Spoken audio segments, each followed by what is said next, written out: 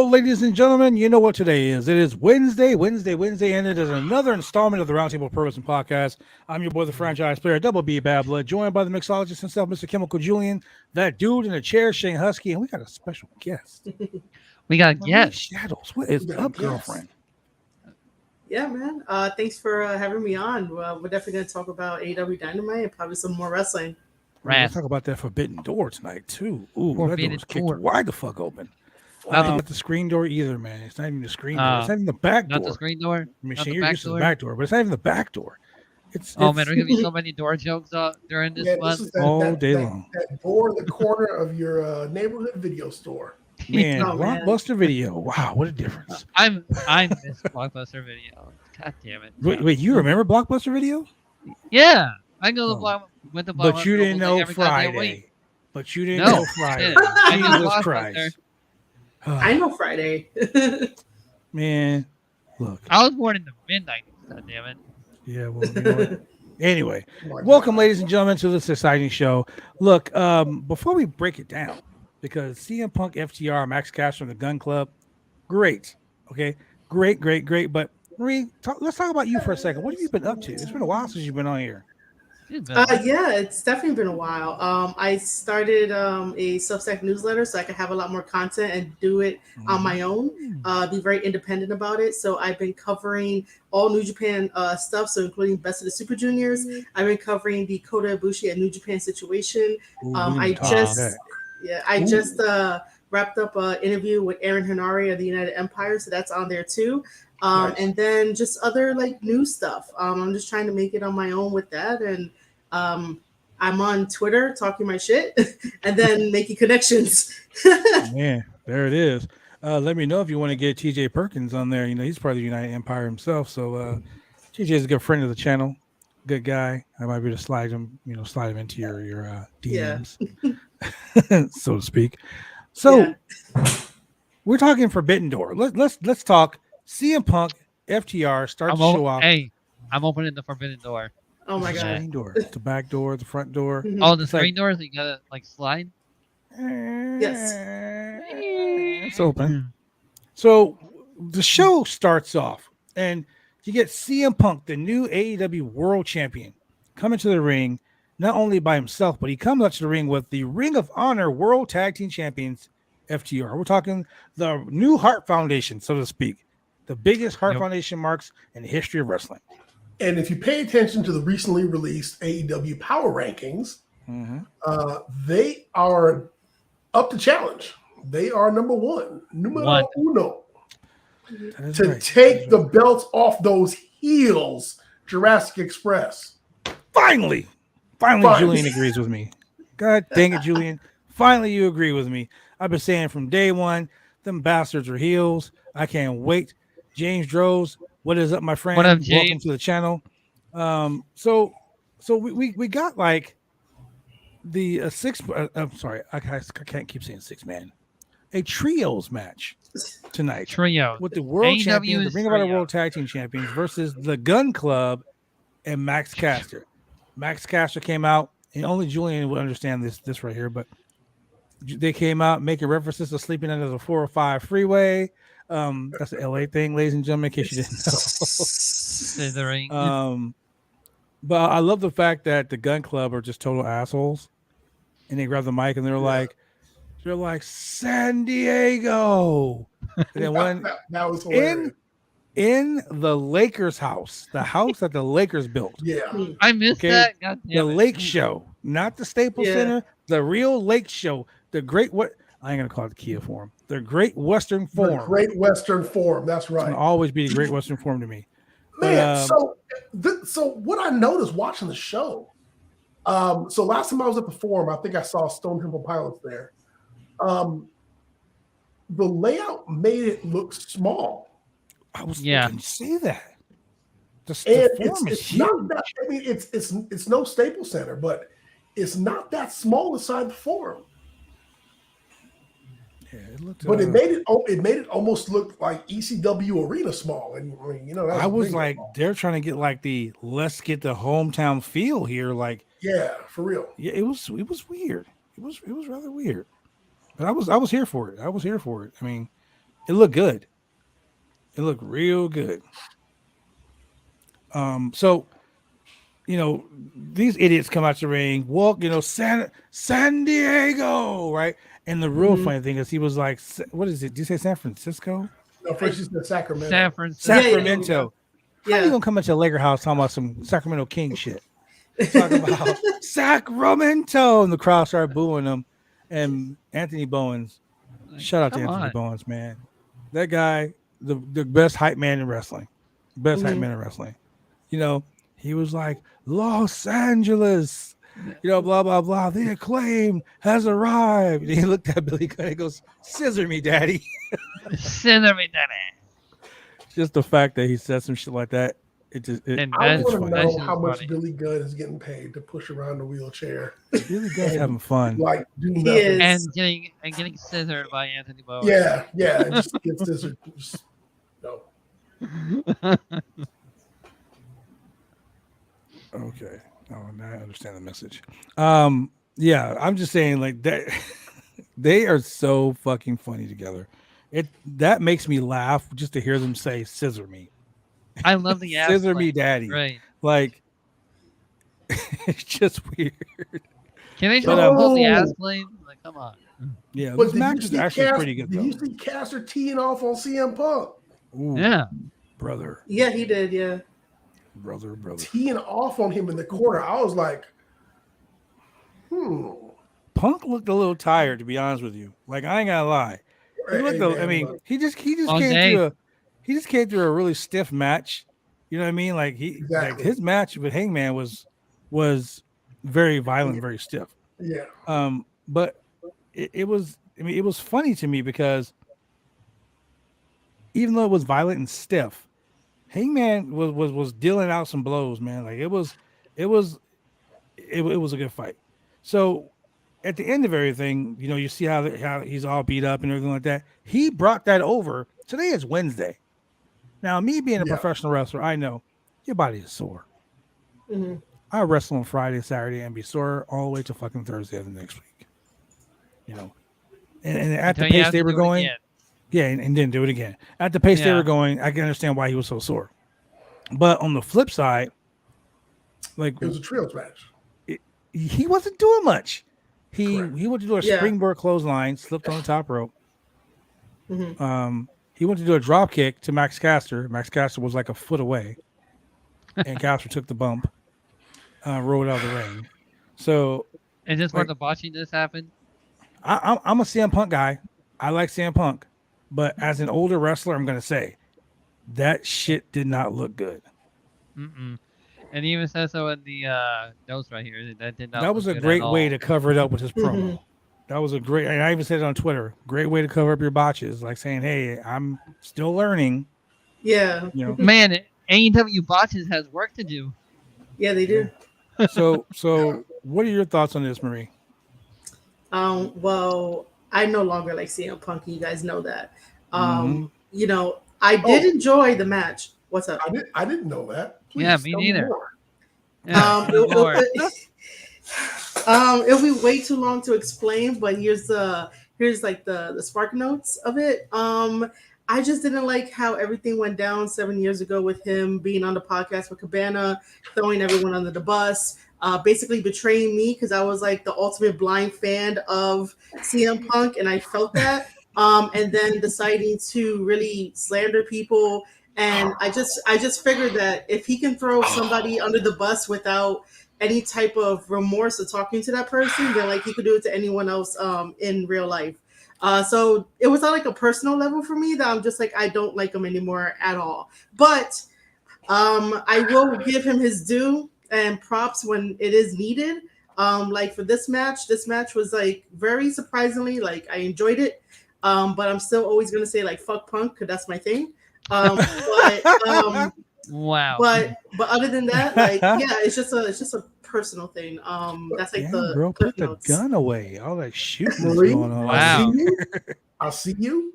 We've had this discussion before. When I listened to that Colt Cabana interview, there's a number of things I called bullshit on. Mm-hmm. And I'm not like fuck Punk like that, Mm-hmm. but I'm more like you can't be a voice for the voiceless if you won't be a voice for yourself. I can see You know, that, and I bought into I the can see that whole too. voice for the voiceless, and then all that shit happened. But yeah, he's not winning me back at all. I'm just like, I'm calling bullshit, whatever you try to put over, man. But getting back to the match, You're like, I'm not falling for it again. You I'm not. screwed me one time. Yeah, that's it. No okie doke here, buddy. Yeah, nope. He's definitely not getting a second chance for me. And I could definitely say that that's gonna like forever happen. But So you're not back to down the for the match. Summer of Punk Part 2? No, I'm not. No, I am not.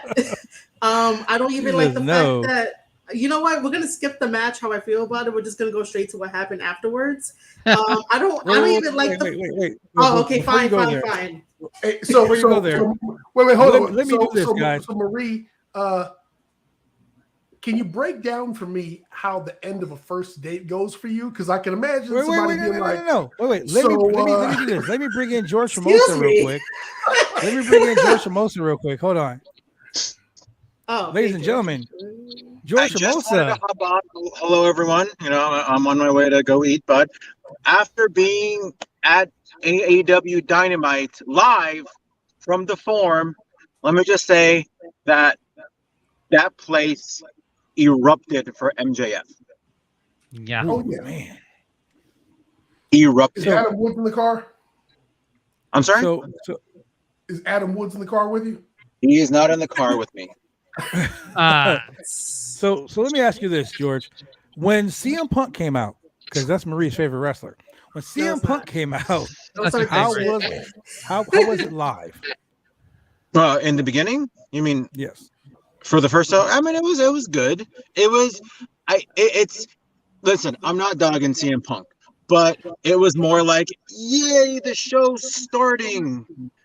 Combined with CM Punk, that made his reaction, sound pretty good. And he was over. Don't get me wrong. I'm not saying he wasn't over, but if we're gonna compare, then yeah, I was a little disappointed in his reaction of a pop. Oh, Okay. I saw on Twitter what you had put. You're like, this is like big. I mean, on our Facebook group, you made the big reference about MJF's pop, dude. I gotta say this. Ladies and gentlemen, I know we're talking about the first match, but MJF's fucking promo was legendary. My MJF's God, promo, it's gonna go down like top 3 of all time. Man, I mean the pipe bomb was good. This shit right here wasn't a pipe bomb; it was a nuclear explosion that just blew up the fucking Forum. Look, I as a wrestler of almost 30 years in 15 days, I will be wrestling 30 years in 15 days. That's a long fucking time to be wrestling. I've seen it all, heard it all.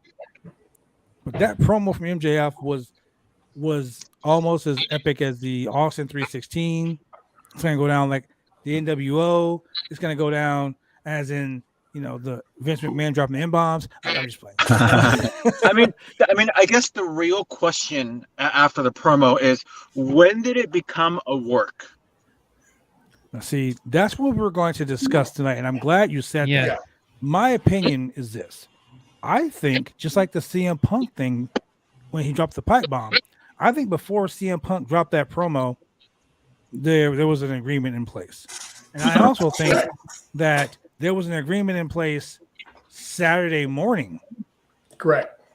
When he booked his flight to go home, that was MJF saying, if you don't fucking give me my money, I'm out. That was real.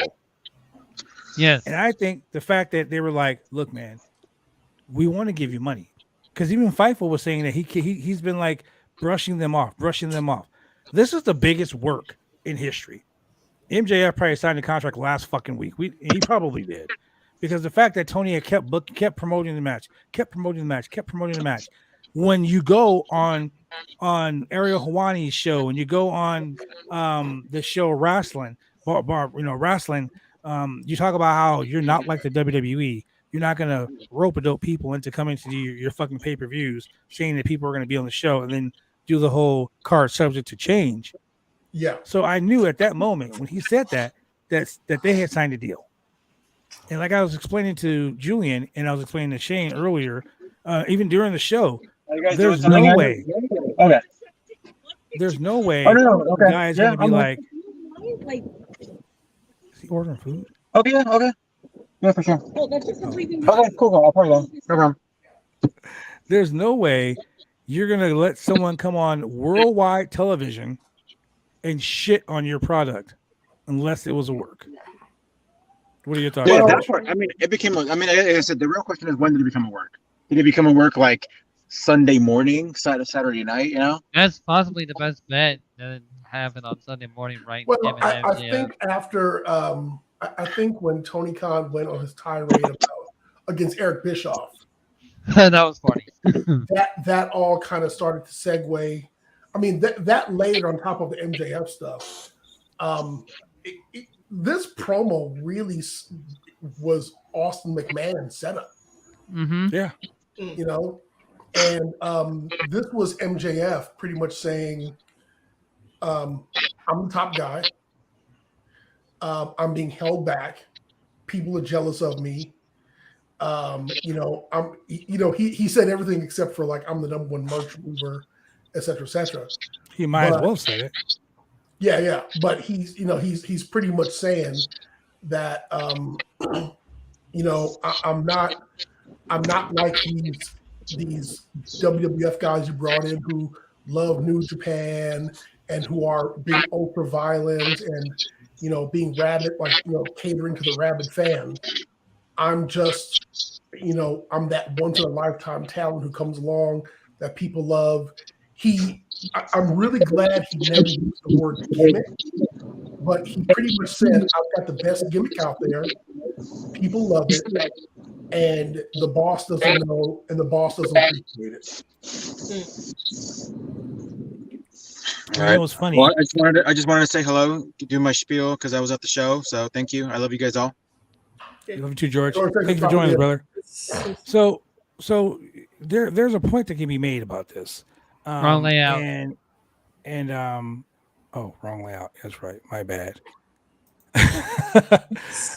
There's a point that can be made about this, and Phil Lindsay from FIFO and Grapsody made this comment. It's funny how some people didn't understand why Hangman was so mad at Punk. They completely missed it, but now when MJF said it, now they got it. Yeah. MJF came out and was like, all these former WWE guys, you're paying them X amount of dollars. Us guys are here busting our fucking ass. Literally, that makes a lot of sense. Well, but you know what though? In Tony Khan's defense, you're not gonna hear me say that very often. But in Tony Khan's defense, if you're paying somebody that much money, you need to put them to work. Yeah. And so he needs to squeeze every hour of TV time, every hour of promo time, every minute of work out of CM Punk that he can, because he's paying this dude a good amount of money. Yes, he is. And so there's really no telling how much shelf life is left in CM Punk before he becomes a trainer, a handler, or a backstage guy or whatever. Agent. But get as much money and exposure to help get AEW elevated to where you want to get. I mean, not that AEW needs to get any more elevated. I think they're doing just fine. But Yeah. I mean, you use CM Punk and his following to move the product as much as you can, to get as many eyes on the product as you can for as much money as you're paying them. Because as much as Eric Bischoff says, "Oh, CM Punk is a waste of money," it's only a waste of money if you don't make him productive. So if you're paying him a bunch of money to sit on his ass or do tag matches or to be on Dark Elevation, then yeah, it's a waste of money. But if you have this guy on the road, you have him on Dynamite, and you have him on Rampage, and you have him on the other shows, and you have him on the pay-per-views, and you have him putting in all his dates, then I mean, I hate to say it, I mean, lower his dollar per hour average, per se. Get your money's worth. I mean, just get your money's worth. Totally understand that. So here's the thing that really, and I brought Marie on the show just for two reasons. I mean, I love when she's on the show. She's controversial. I fucking love it. But I know her hatred towards CM Punk. But she's also a New Japan person. So Yes, I just got to say this. Wow. Not only was the Forbidden Door open, but it was booted the fuck wide open. Tanahashi, the freaking ace. Yes. That comes out spring and door challenges was sliding open like that. Challenges for the AEW World Championship. What are your thoughts on the ace of New Japan Pro Wrestling? I mean, I was hoping Okada would come, but hey, man, you can't do no better than Tanahashi. I was hoping for God, but well, Tom is currently over in Japan, so and Loa's out with a knee injury, so you're not gonna expect God anytime soon. Oh man. So yeah, with Tanahashi, I'm excited that he showed up on AEW. But you know me, I was just like, man, facing Punk for what? I said it on Twitter that Tanahashi better win. Like, you know, I don't want Punk to win because for some reason New Japan guys don't get the same treatment as like AEW guys, and I hate that because it's like New Japan guys have a special flair and like feeling to them when they like wrestle and stuff like that. For the longest, AEW just sort of like, you know, just treats them as like an ordinary nobody, but they have the New Japan backing, and it's like, you know, why? But hopefully it could be a good match. I was saying also that you know, Kenta keeps saying that, you know, knock knock bye because, you know, CM Punk he's dodging Kenta for everything. I was praying I'm like, it'd be Kenta versus Punk. Actually, I would have been fucking money. Kenta won. man. Kenta But- wants royalties for. Yeah, I know. I told him. I was like, yo, Punk owes you royalties. But you know, I was just like, yo, Kenta, why don't you just like interfere in the match of Forbidden Door? Like, I'll make that like just go. Kenta shows up like, yo, bitch, go to sleep. Yeah. He should be fine. He's been healing ever since I think Wrestle Kingdom is when he lost the IWGP United States Championship title against Tana. So he should be healing pretty well since then. Man. I really hope that AEW gives the New Japan guys the WCW treatment, or I should say the Liger treatment, because we all know that when anybody or the Muda treatment. When Japanese guys went to WWE, you know, they always end up losing. We want to see them come in and not just doing flippy shit. We want to see them actually show their wares, show their style, show their skill, and win some matches and win significant matches, not just vendor matches. That's right. I am looking great. Okay, so Julian, look, I was gonna say this, bro. Remember I was telling you about the guy who said, "Damn, you're sexy," and he kept saying over and over again. It's like, "Oh, you're so fucking hot." And I was like, "Thanks." He's like, "No, really." Hey man, when you juice up on energy drinks, you just don't know what to do with yourself. Oh, so 50 Cent thinks you're hot. Looking like 50 Cent over here. Talking about two solid ass quarters right there, just chilling. Yeah, right. Look at your 5 dimes over there. Yo, 10 nickels. God. Off my cocktail fruit. Come on, I'm gonna call you. He's rich. I'm gonna call you 10 nickels, bro. So I'm gonna call him 10 nickels. He's rich now. Man, whoo, Julian, man. But you know, the first, you know, Marie, the first New Japan show I ever watched was oh my god, a number of years ago. I watched Wrestle Kingdom for Kenny Omega versus the Rainmaker. Oh, that's great. And I was just blown away. Like every year, you know, I subscribed to New Japan Pro. You know, I watched like, you know, Super Juniors. You know, I would watch the Wrestle Kingdom shows, and it's a different presentation.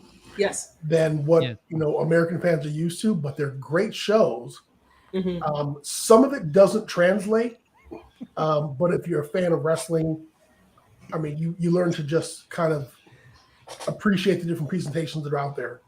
So, but I think that AEW fans have an appreciation for the different forms that come from overseas, and they should be able to mesh it pretty decently with their existing roster. Especially when, like you said, they're going overseas and everything. They should definitely be treated as the same. Well, you mean you don't want your guys to fly all the way to Saudi Arabia and not work? Right? Like the Viking Raiders? The Viking Raiders, who still has not yet got their fair tag team championship match, by the way. Man, we were looking at we're going to Egypt in November, and I'm looking at how much it costs to fly business class and all that. Mm-hmm. I'd be damned if I'm gonna fly my Viking Raiders to Saudi Arabia and have them get beat up at the entrance ramp and never get a shot. And never get a shot. Y'all gonna be parking cars. You're gonna be signing autographs. You're gonna be setting up the ring. I'm getting my money's worth. I better be winning the tag team championships, man. Other than that, Oh my God, my Snapchat is gonna be on fire tonight with these these comments. Yeah. Julian, man, you are getting the love tonight, brother. Julian, flex the biceps for him. No, man, not tonight. Just give him one. I can't give it to him, man. Jokes. Anyway, look. Oh, he's serious. Woo. Wow. Hey, man, Rodney. Wow. All right. These aren't jokes. Oh, man. All right. So, Johnny Elite. Johnny Elite. Yeah, this is a premium live event right here.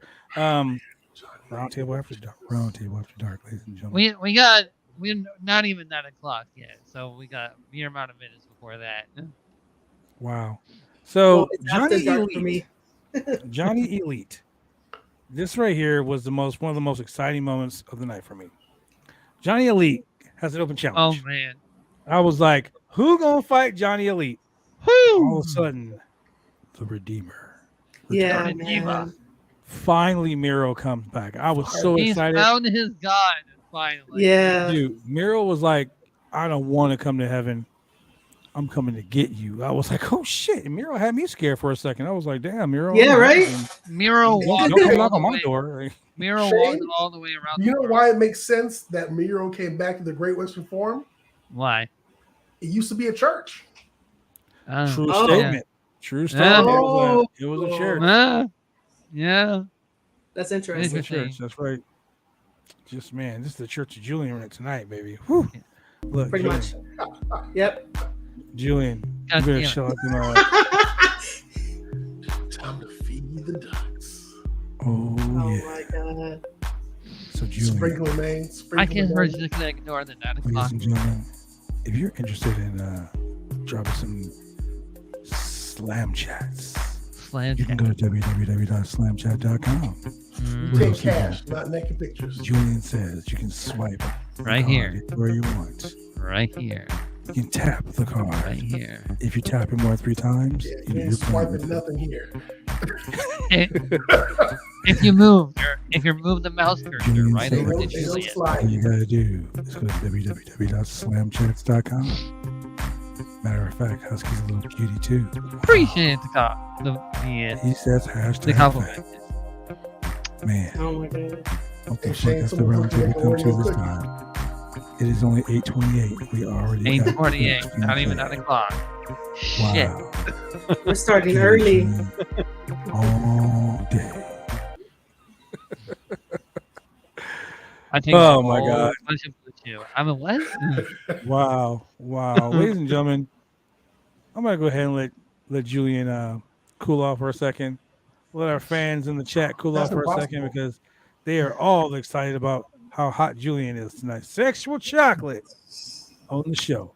We'll be right back. Drive me insane! All these rules are lame, I've been taking all the fun out!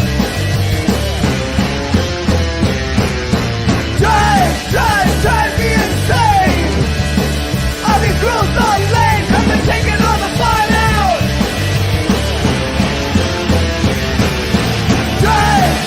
Drive me insane!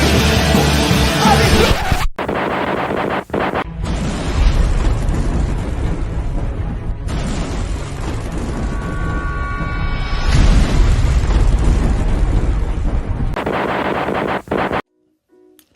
When you want to get your hair cut, you go get your hair cut right. You head down to Big D's Barbershop. Big D's Barbershop, Vancouver, Washington's best and brightest. 1019 Main Street, Vancouver, Washington, where you can go get your hair lined up, cuts, fades, shampoos, conditions, and all the great things that go with supporting a local barbershop in a local business area. You can also reach them online at www.bigdsbarbershop.com. Go get your haircut right.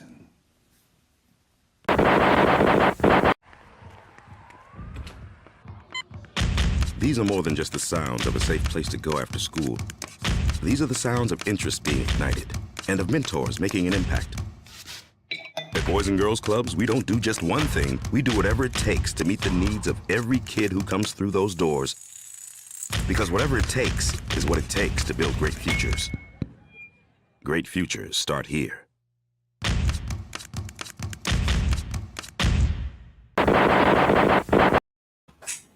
Back.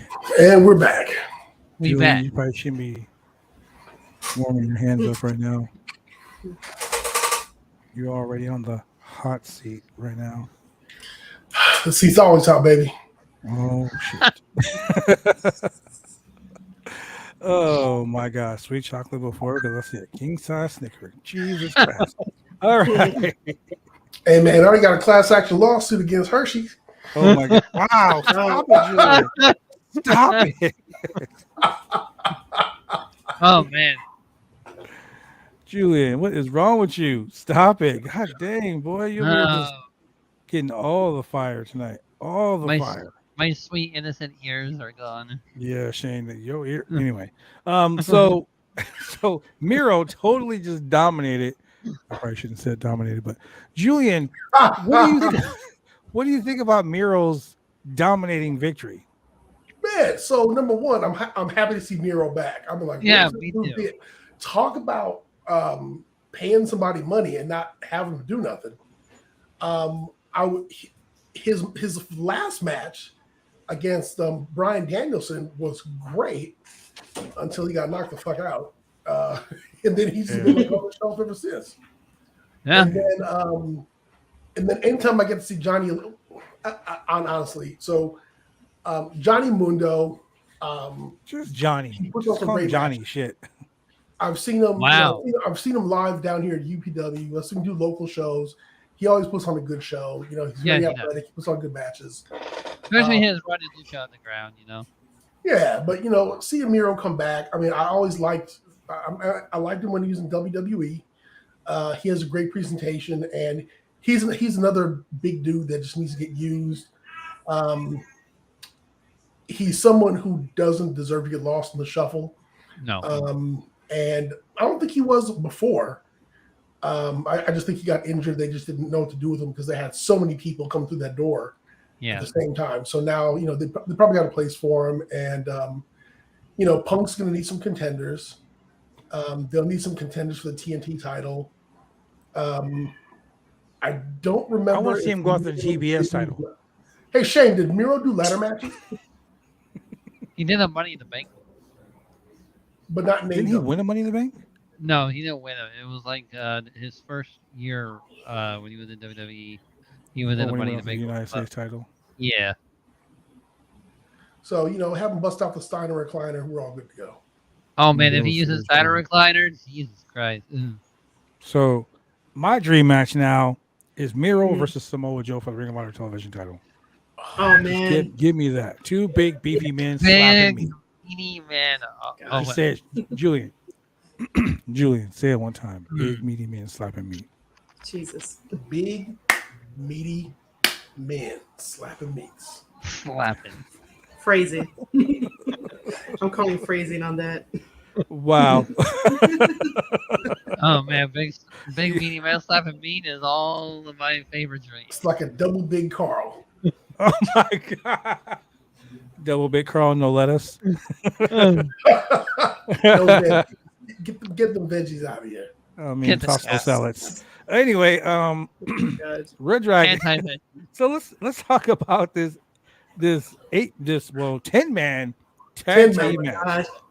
Julian, let's talk about your favorite tag team, Jurassic Express. Oh man, his Christian, favorite Darby tag Allin, team. Matt Hardy versus, I'm just gonna call them the Bullet Club. Yeah, go ahead. Go ahead. Marie, Hey, what are your thoughts on this match? Hold on, Julian. Let's get Marie's thoughts. Oh wait, you want me first? Please, well, you're the New Japan person. I know, but I just want. But you told Julian to go first, and I was like, all right, cool, whatever. Anyway, I like to be respectful on other people's shows. So yeah, I would think that Hikuleo would have had like 15 minutes at least, because every other guy had their spots and like every other person had their thing. Like, yeah, sure, Hikuleo got some cool stuff in. I thought it was pretty lame that both him and Luchasaurus did the whole like clothesline and then like they got down at the same time. I was like, yo, that's so lame. Stop it. That was just so lame.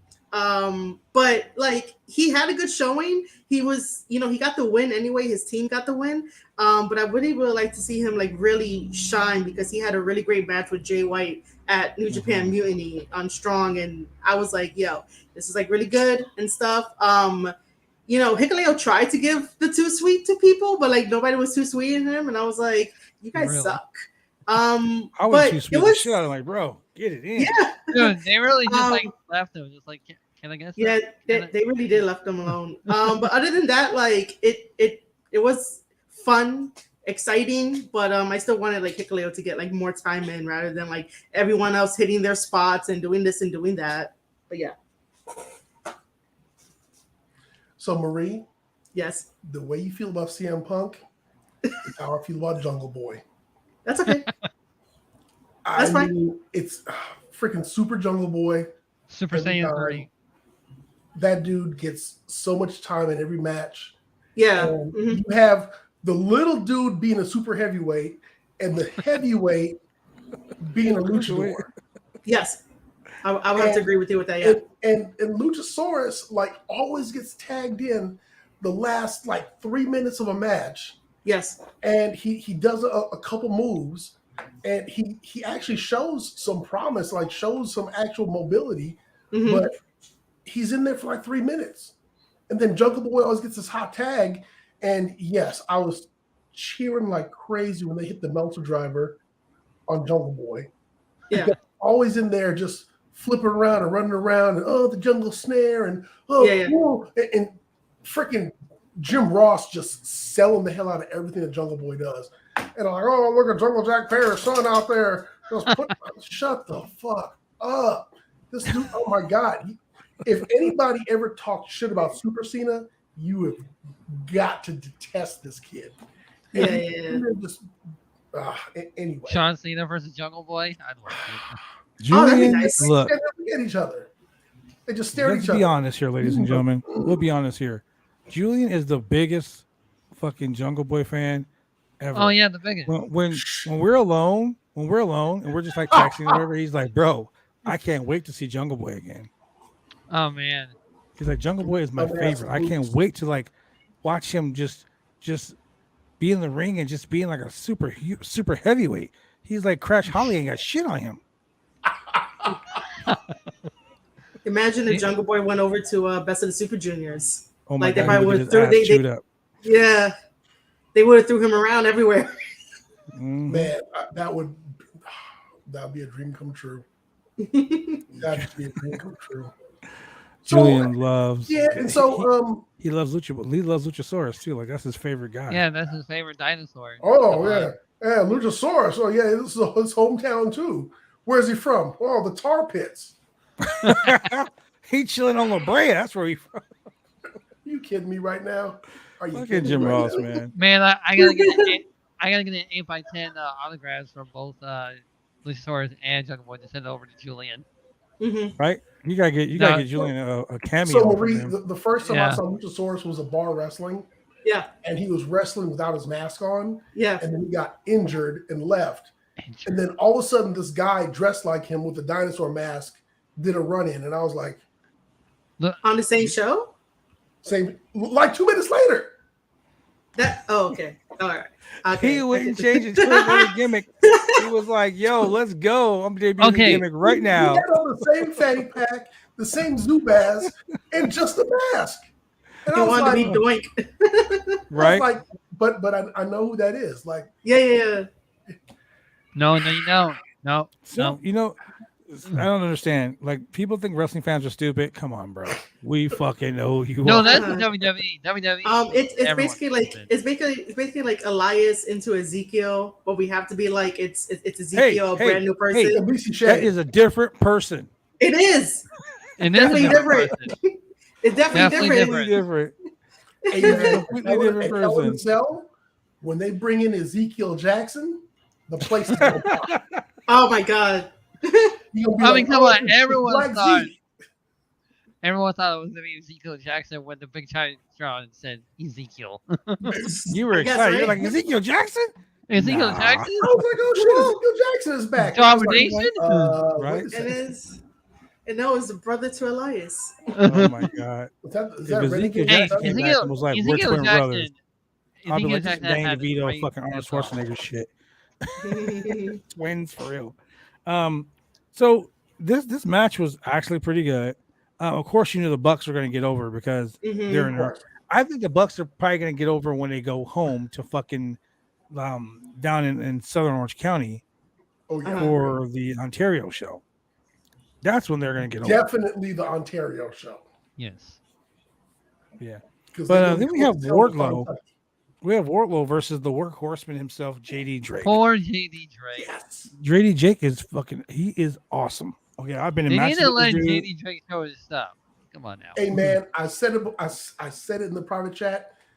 JD Drake has gotten more TV exposure than a lot of people who have gotten hired by AEW. Yes. This dude is on Dynamite like every other week. Every week. In good matches. Yes. Tag matches, single matches. He's not going over, but the guy's getting serious TV time. Yeah, TV time. Sonny Kiss is like, hey man, what about me?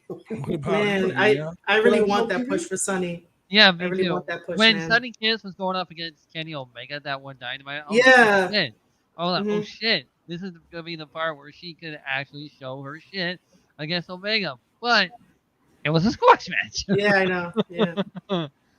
Yeah. I mean, I think JD Jake is getting more time than a lot of women's matches. Well, yeah. But I gotta say though, when he gets out there, man, he actually he's a big dude who puts on good big dude matches. Yeah. And so the first time I was like, who's this guy? And then I saw him again. And again, I'm like, well shit, he keeps showing up. He's also he might be the Iron Mike Sharp of our generation, but goddamn, he is getting some serious TV time. Shane, Iron Mike Sharp was a guy who had this forearm protector on his arm, and he wrestled like, let's say, 700 matches and won like 2. Jesus. Oh. By count out. By count out. By mistake. Okay. He was Barry Horowitz before Barry Horowitz was Barry. He was Barry O. Oh, I'm sorry. Sorry, Julian. Yeah, Barry Orton. These kids. Marie, he's making fun of me because up until 3 weeks ago, I did not know that Barry O was Randy Orton's uncle. Oh my God, that shit was hilarious. He said, I was this many days old when I realized that Barry O was Barry Orton. I was like, that's it. The internet went. I was like, let me look up some jobbers from the 80s. Julian, don't talk to me. Shit, that's his uncle. I didn't know. Yep. Man, that was funny. So speaking of cool shit, Athena shows up, her first AEW interview in the ring. And of course, she's getting interviewed by Tony Schiavone. She's being interviewed by Tony Schiavone. The words there. Look, Mary, I gotta tell you, there are 2 phrases I fucking can't stand. AEW. Okay, the first phrase time for talking's over. It's time for I fucking hate that. Mark Henry is a Hall of Famer, and that's what you hired him for. That's okay. Get your money. But he's an analyst. What the fuck is he analyzing? Nothing. The second thing that I fucking hate is Tony, cut the shit. I am so fucking tired of hearing Tony, cut the shit. Tony don't be saying shit all the time. Tony be standing with a mic. Tony, cut the shit. He's like, I ain't saying nothing. Okay. What the hell? I fucking can't stand that. Okay. But Mark Henry is the Steve Harvey of AEW. Yes, he is. But he's less funny. Steve Harvey's funny. Like I'll watch Family Feud to see some funny shit. Steve Harvey, not the show, just the funny shit Steve Harvey will say. Yeah, you know. So, but speaking of funny, Tony, cut the shit. Right? I was like, this dumb fucking shit, and then all of a sudden I see Stokely Hathaway, and I'm like, okay, he just saved this fucking promo right here. Yeah. I was like, thank God he's here. Thank God he's here.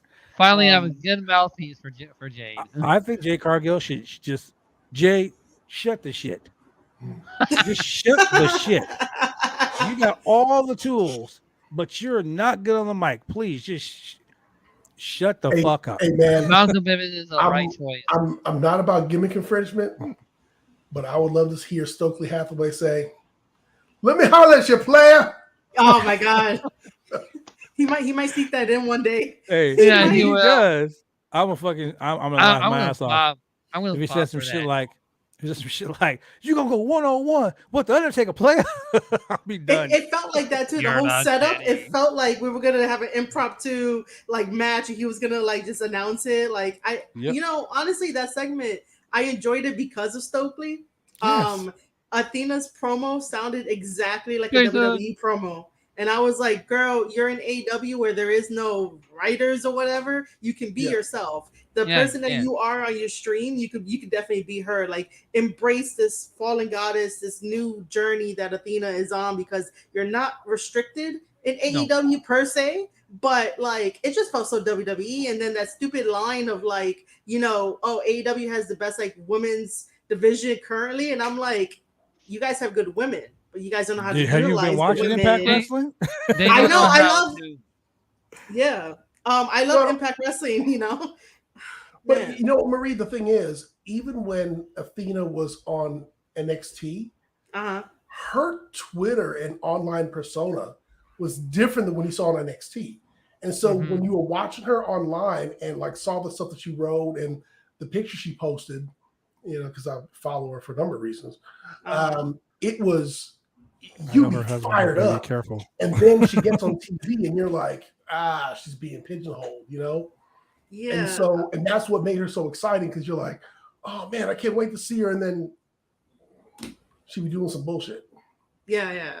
But I just hope that like next week, or if she's like interfering, I don't know, for Rampage, more of her personality comes out, because that's all I want is for the women to have their personality come out, to not be put into boxes where like, they have to play a particular stereotype or a character or whatever that they don't really want to do. And they're able to tell their own story. Like, this is like their chance to like really do it, other than like, going to WWE, following that script and not really getting to be the person that they want.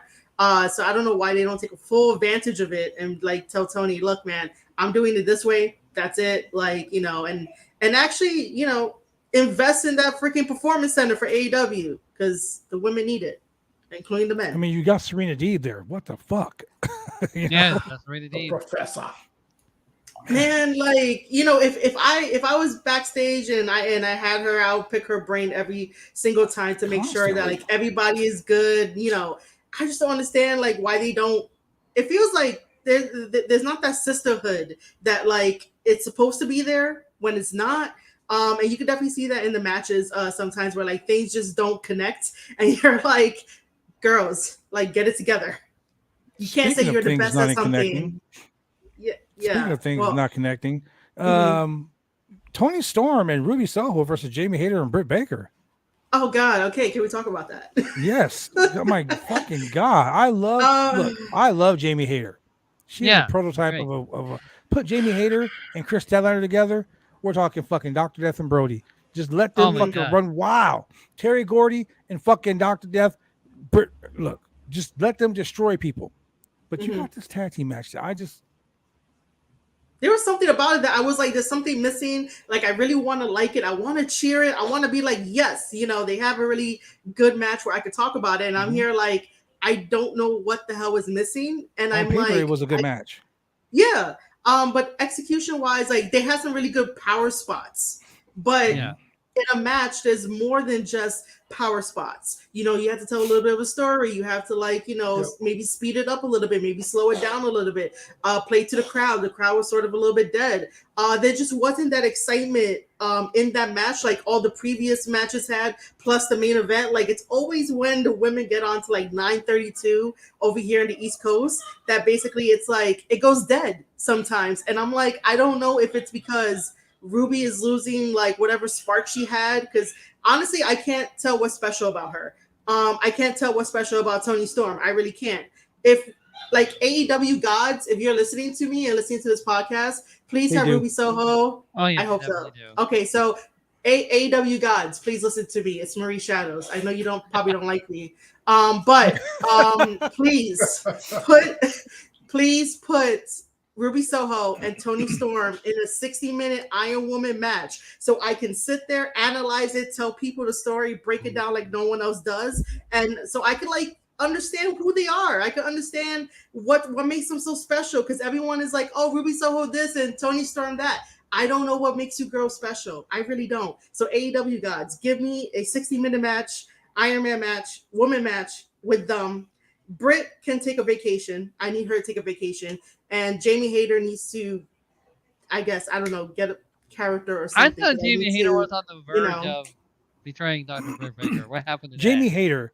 Yeah, Jamie right? Hayter is a prototype of a women's wrestler. She's big, she's strong, she's fast, she's talented. The only problem is they saddled her in a fucking group and made her the third wheel. Even behind fucking what's her name? Rebel. She's behind Rebel. Like, come on, Rebel don't even fucking wrestle. I mean, I love you, Rebel, but you don't. I just let Jamie Hayter loose. Let her fucking loose, man. Put like I said, put her in Statlander. Send them to Japan. Send them to Mexico. Let him work. Let him work Dark Elevation as a tag team. Build them up. Let them destroy the fucking Renegade Twins constantly. Who fucking cares? But give them work. Send them to Ring of Honor. Let them work Ring of Honor shows. I mean, some of these people need to go to Ring of Honor. They need to build a TV show around Ring of Honor so some of these people can fucking go there and get TV. Yeah, I hope. Yeah, I they need to hurry up with the Ring of Honor stuff too. Tony, if you were listening, drop your con coin in my fucking Zelle. Con coin's always welcome. Drop that con coin in my Zelle, and you can take this, Tony. You can take this right here as a suggestion, so to speak. Suggestion. Put those two as a tag team. Send them off to Ring of Honor. Hire Maria Kanellis. Let her run the fucking women's division over there. Oh. Handle your business. There it is. Oh, and put Jonathan Gresham on a goddamn show at least once a week. Man, something, man. Like, man, really. He's the ROH television champion. You got the ROH tag team champions. Hell, you got Mercedes Martinez defending the ROH women's championship on fucking Dark Elevation and Dark every week. Put fucking Jonathan Gresham on TV somewhere. Hashtag Jonathan Gresham. This is why you don't buy stuff that you can't really handle if you don't have proper teams in place in order to maneuver all like your chess pieces. And this is why sometimes it's backfiring. And if you guys saw the media, right? If you saw the media, no, we ain't talking about that media scrum. Oh my God. I was just gonna mention the freaking disrespectful thing he said about Ring of Honor, which I was just like, yo, you're kind of revealing your hand here and letting us know you're not really gonna take care of Ring of Honor. Like, I'm just gonna say it like that. Like, there was a lot of shit in that media scrum. That was we talk about it here on the show as far as any given week. There's a lot of hours of wrestling on TV for you to watch. Yeah.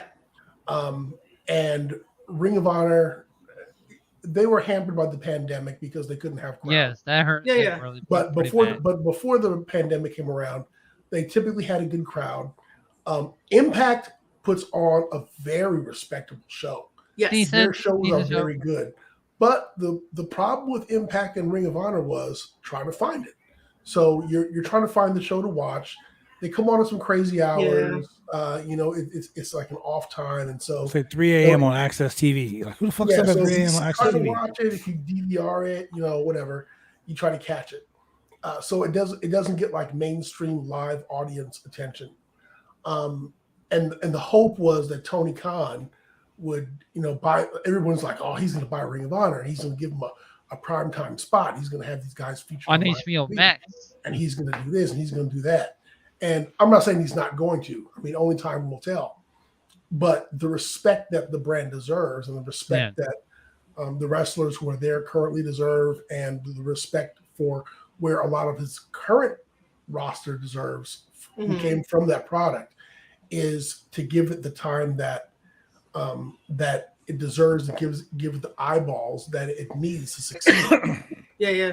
But at the same time, he's kind of falling into the same trap as when Vince McMahon bought WCW and Vince McMahon bought ECW. Yeah.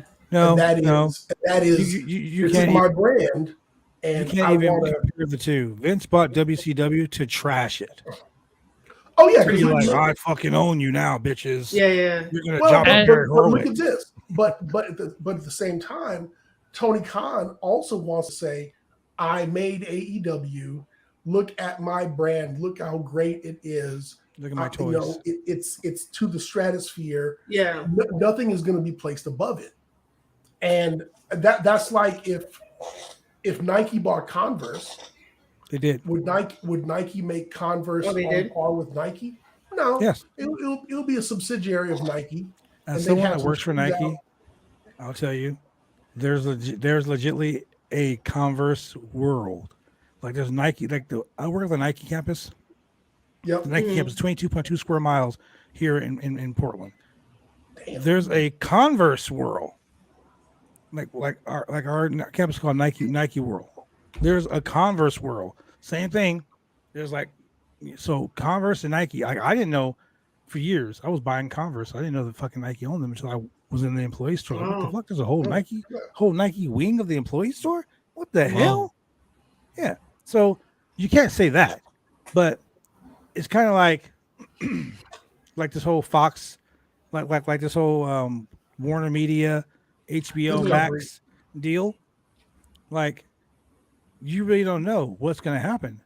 No, HBO Max is still doing HBO Max shit. Warner Media is doing Warner Media shit.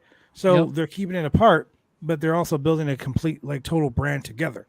Yeah. Right. But what I see Tony Khan doing is having Ring of Honor here, having AEW here. And he's like, I need an NXT. I'll make Ring of Honor NXT. I have all of these talented guys here, but now that I got them, what the fuck am I going to do with them? But the difference it was a status thing for me. He bought it as status. Like, I'm the ultimate fucking Superman. I'm going to agree. Mm-hmm. So now I got the Ring of Honor World Champion, and he has the history. Well, NXT ain't NXT, bro. Just saying. Yeah, it's NXT. I've seen independent shows better than NXT. Okay, I'm just saying. NXT is better than NXT. PCW better than NXT. Prestige better than NXT. Hey, Prestige was an amazing event. Mm-hmm. So, I'm just saying. So we go to this main event. Yeah. Daniel Garcia versus Jon Moxley, and my God, this was a way to close the show out. Yes, it was. Daniel Garcia is the future of professional wrestling. All he needs to do is gain about 20 pounds because that guy is skinny as fuck. But he will beat the piss out of somebody. I think he weighs about the same as me. Daniel Garcia was 165 pounds, legit. Yeah, I'm 166. Hey, Shay, you need to send him some Taco Bell tickets. Oh, yeah. Yo quiero Taco Bell. Man. I just think that it was a really good match. A lot of ups and downs. Lots of ups and downs. That was key for me because they made it look. It looked competitive. It wasn't a squash match like the first time they wrestled. I thought it was gonna be a squash match because of how Daniel Garcia was limping to the rail. Like, oh, this ain't gonna last long. But okay, I guess not. So once again, Blackpool Combat Club match. They don't steamroll their opponents. No, it actually looks CC, not BBC. Yes. Shout out to Renee Paquette. Yeah, I'm gonna keep putting that shit out in the ether. Shout out to Renee Paquette. Shout out to BCC, not BBC. But yeah, they're actually elevating anybody that they wrestle. They don't steamroll them. It looks competitive. Everybody comes out of it bloody. And no matter who goes over, it's still like either guy could have won. So I mean, everybody looks good. And wouldn't hurt either one of them lost either. Exactly. I think it boiled down to exactly what they said in the beginning. When they want to form this group, they want to form this group to elevate and if you realize every person that they mentioned putting over in this group has been the one that they've worked the most. Mm-hmm. Bulk and Skull's son, Daniel Garcia. Bulk and Skull's son. Oh my God. Now I'm just trying to see if that works, but I don't know. I mean, The match was good. Daniel Garcia and I are not on good terms. I have his ass blocked. Just because we got shit. Just because we got into Why? some shit. He thought he can clown me, but I clapped his ass back, and he couldn't say shit. Ooh, shit, clap them cheeks, girl. Get him. Yeah, man. It was during the time that Gabriel Kidd was like, New Japan Strong was better than like the Four Pillars in AEW, and I was side with Gabriel Kidd because I just think that the work ethic is a little bit better in New Japan Strong than like AEW. And what they presented. So I was on his side, and he tried to come in, and he was like, "Oh, well, 2.0 is better than like any listeners you have for your podcast." So I had to take my analytics, and at the time I had 5,000 plus K for listens, and I was like, "What was that? You want to run that by me again?" Couldn't say shit. And then I eventually just blocked him because I'm like, "Look, I'm done with your kindergarten minions coming after me and you, so I'm good." But I will give him his props for this match with Moxley. I do want to say that I don't mind if wrestlers bleed in a match. I really don't mind. I don't mind violence. I don't mind any of that. Right. But can Moxley please stop bleeding and somehow the camera catches him? Like I see it every single time. Yeah. I see it every time, and I'm like, bro, man, like, what is it? Cody's not here, so you want to bleed all the time? Like, stop it. Yeah. Why not? I'm gonna put out there like this, ladies and gentlemen. The best way to blade is to pre-blade yourself. Blade tips 101. Take like here. I'm gonna give you an example. Cut along the crease of your forehead right here. Just give yourself a good little cut. Take some petroleum fucking jelly. Rub that little petroleum jelly there. What it does is it clots the blood. So during the match, someone pops you. There you go. There's your blood. And it's already like there. So when they pop you and you start to bleed, you won't fucking bleed out. Okay? You won't have one of these buckets of blood pouring everywhere. I try to tell indie guys that they don't fucking listen. They want to do crazy shit. They don't bleed naturally when they bleed? Damn it. I was lying to you. And it's like, dude, like seriously, like you just cut yourself. I was in a War Games cage match. I remember. In a company here in Portland. This guy, young guy. He was a young guy at the time. Lance Dean. I love Lance Dean. Lance Dean's great. In the match, Lance is like, I want a blade. And I say, okay. So I break him off a little fucking blade, right? He puts it in his tape. First and foremost, I hate putting blade in my tape because I don't want to cut my wrist. I've seen a wrestler do that. So he takes it and he cuts himself. But he cuts himself so deep and he cuts himself like this. And he has like this big U shape on his head. Dude bled so bad that I'm punching a guy in the corner and I look over and I'm like, oh shit, he's gonna die. Like he bled so bad that he passed out, woke up, passed out again. Oh wow. So like it was bad. And they were like, yeah, he was drinking before the match so he can get his blood going. I'm like, are you no. Wow. No.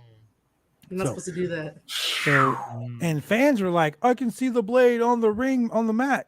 Like he cut himself, dropped the blade on the mat. And I'm like, this guy. This is why you do that shit beforehand. I'm just saying. Don't be crazy. Don't start stabbing each other with forks and shit. Don't be like Eddie Kingston was on Sunday. Just, oh my God. I love you, Eddie Kingston. Partner, you're my boy. I love you. Or shout out to Eddie Kingston, but God damn. Or Nick Cage with the pizza cutter and then the Domino's commercial came up. That was great. That was great. Why he's fucking cutting the guy's head with the pizza cutter. The fucking Domino's pizza commercial was coming on. Great. And WWE was like, hey, Domino's, you know about this blood shed on your pizza? Yeah. Bring in People are asking for pepperoni and skin flakes now. I don't know. That was hilarious. It's fucking ridiculous. Yeah. But all in all, I gotta give this show a solid B. Yeah, solid B. Like I can't give it an A because I saw for me to see it, it's obvious. But no win the rotunda, so I gotta give it a solid B. You know what, Shane? Don't worry. He'll come back soon. He will show up. He will show up at AEW, and they'll be like, Shane, I'm here, and that's it. Amen. Amen. I'm in a Wyndham Rotunda Facebook page, and I swear to God, it's a damn cold in there, and I love it. Listen, he will show up. He will show up in a fucking 4-on-4 match. His 3 partners are going to be 3 and B. So Julian. that's never gonna fucking happen, right? Never gonna happen. Julian, that's two. He might team up with his brother. Dude, he might come back as oh man, believable. Do you believe that? Because if you do that, so wait, so we gotta hear the 3-man band, and then the lights go off. You go like hurt and heal, and then the whole match. No, you know what? The lights got to go off, and then you got to see the lantern get lit. First, you see Bray. Then you see the modern day Maharaja. Oh my God! He's got a psychopath, and then you see Heath Slater. You have the sword standing up above, and he says, "We're here." Kids with him. We're here. And you know what? Yeah. I would just turn the TV off because I'd be like, you know what? I don't know what's going to happen after this, but this right here is the best it could ever be. So I'm just going to stop. I'm going to stop. I don't know what weed you guys have been smoking, but can I have some? Because you guys are fucking high as shit. If you believe that will happen. If you believe that will happen, you guys are high as shit. If Raw came on and they had Omos, I mean, 3 interview segments and 4 matches back to back to back to back, and then Bray Wyatt came out, shading me like, this was an A+ show. Yeah, Bray Wyatt. Shane will be like, this is 5 stars. No, it will be freaking a million stars, even not a million stars. Yeah. Hey, I gotta say this before we go, guys. I gotta say this before we go.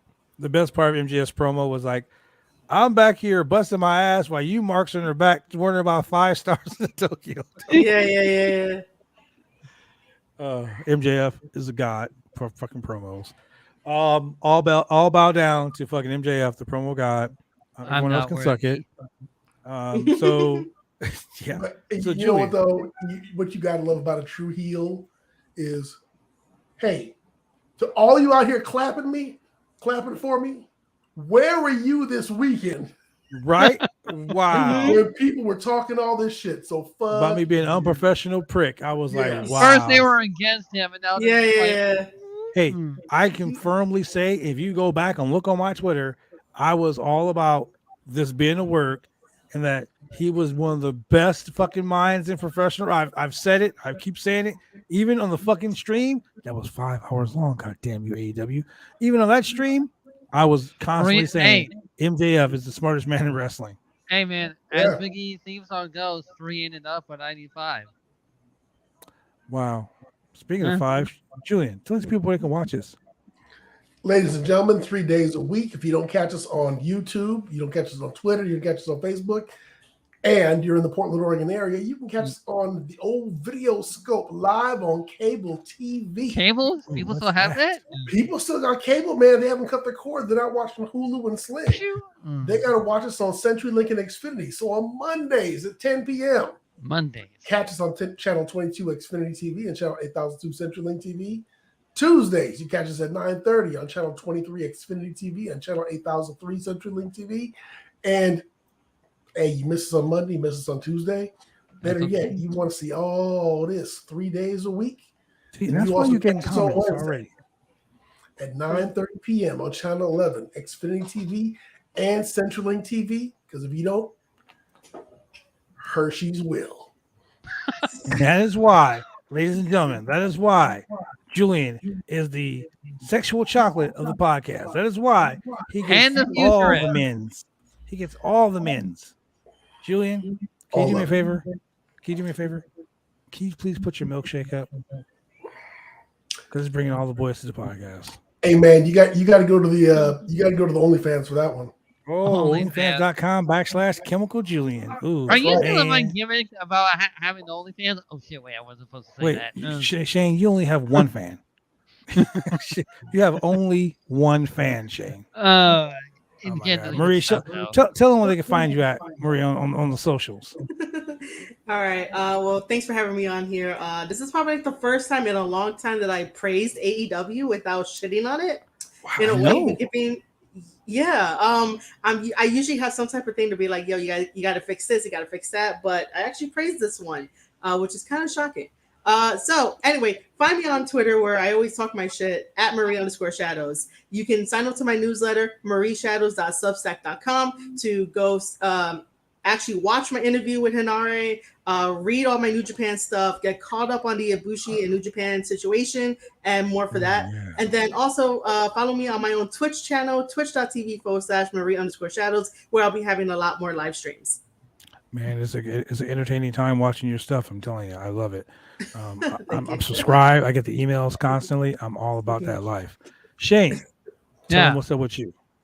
Oh man, well you can also follow me on Twitch at Husky_518, where I'll be hosting the very first episode of NWOW. It is a fan-made show where me and my friends did in the past Xbox 360 days.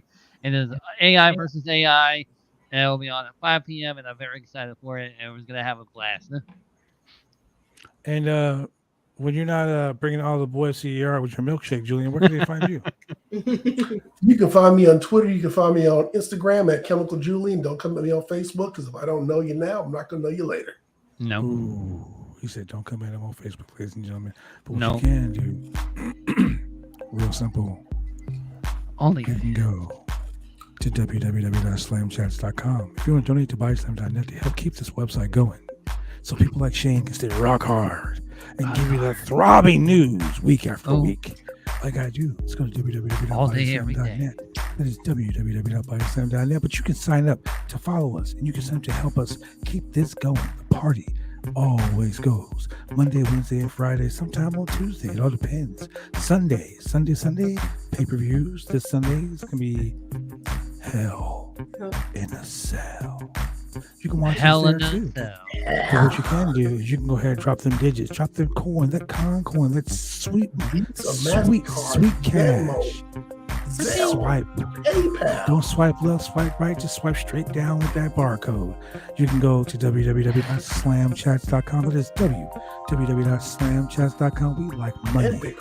We like money, Bitcoin, all the smollings. One for more Marie time. Shadows and for Husky 518. For the mixologist himself, Mr. Chemical Julian, I'm your boy, the franchise. And we will see you when we see you. Peace.